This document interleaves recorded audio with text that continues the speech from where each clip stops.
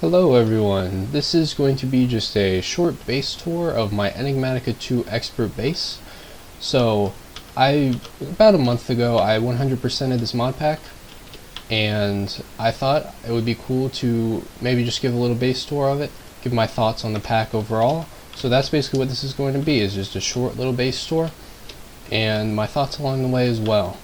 So what I'm going to do is I'm just going to go from the top floor here down to the bottom floor and just sort of explain the setups I did. A lot of them aren't that great because, well, this was my first mod pack and I didn't really know a lot of stuff, so yeah, that's why a lot of the setups will be weird, but other than that I think we're good to start.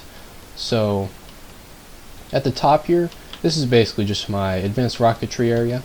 What I would do here is, well, before I moved a lot of the machines down into my base, but what I would do is I had all of these dislocators set up to each planet that I needed to get stuff from.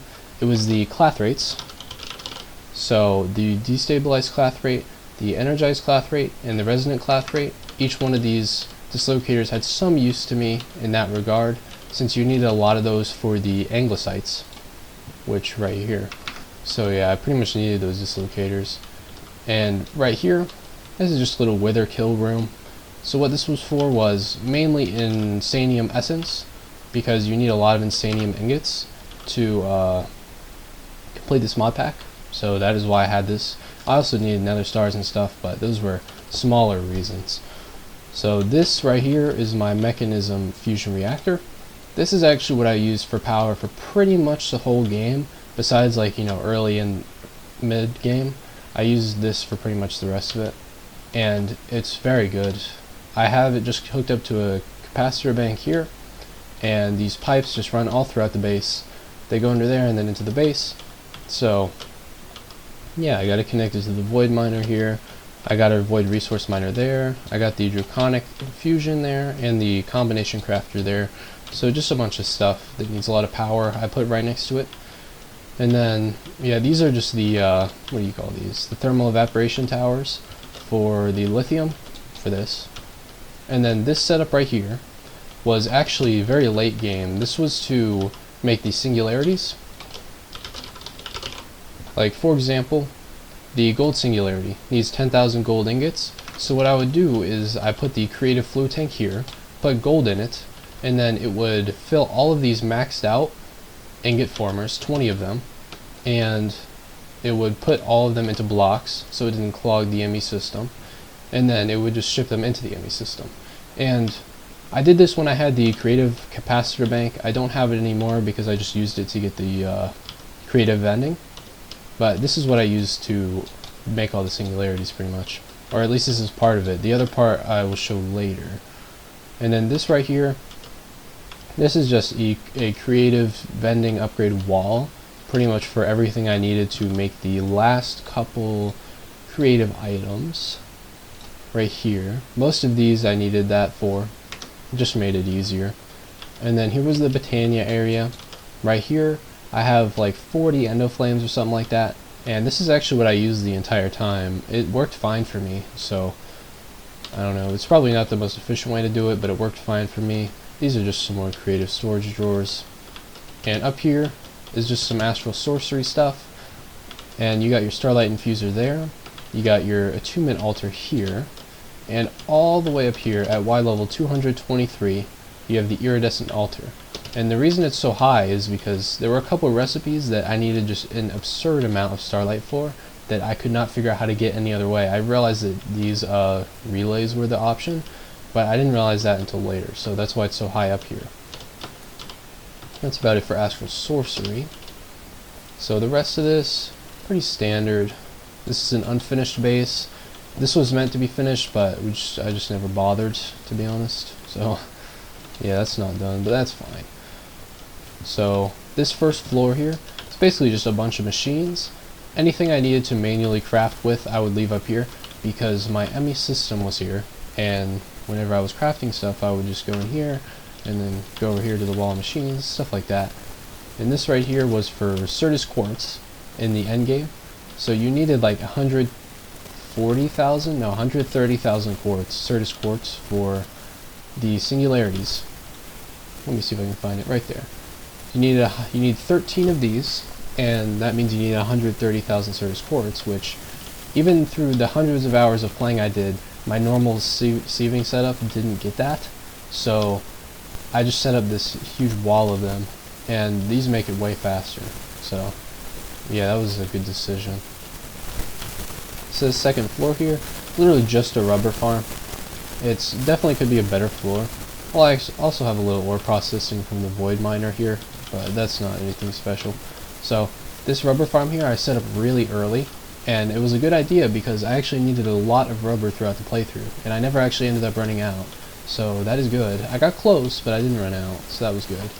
And then this third floor here, mainly automation.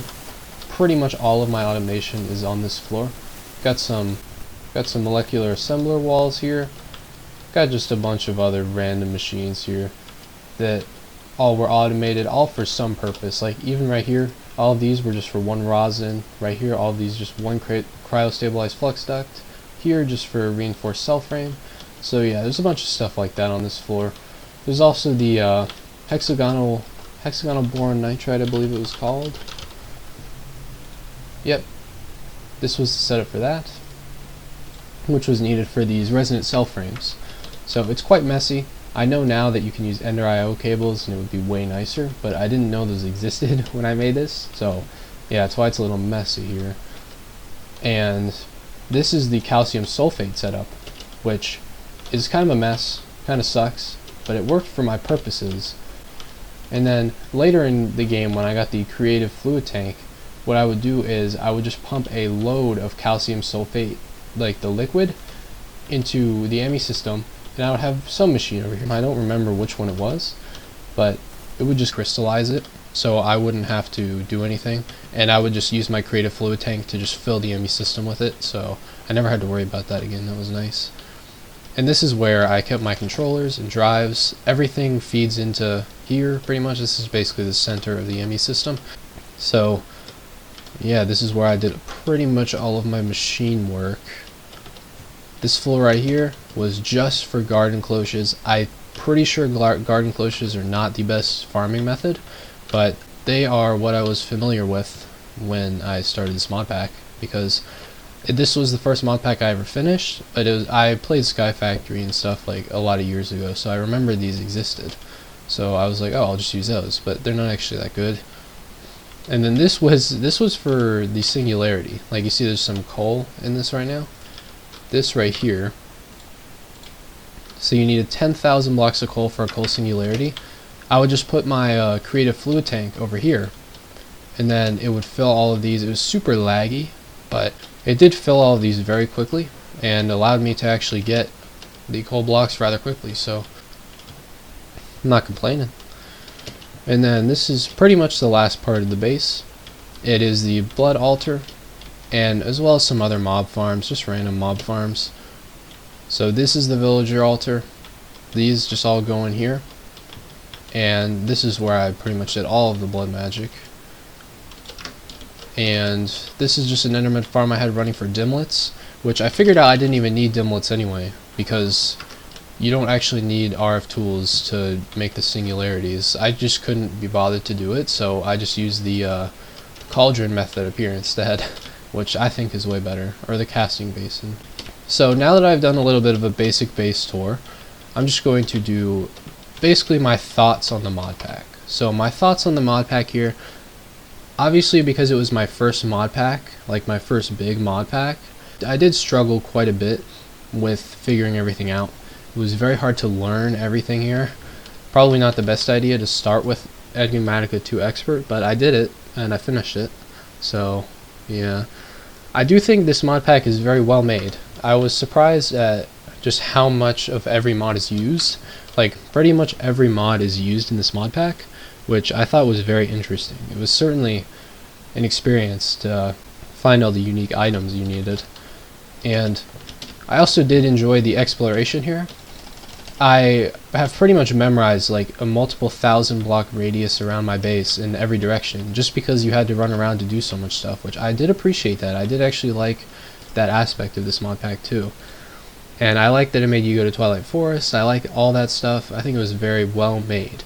However, I do think it was a bit exhaustive at some points. Like, some of the items are just a little bit too ridiculous to craft, in my opinion. Like, they're just not that fun.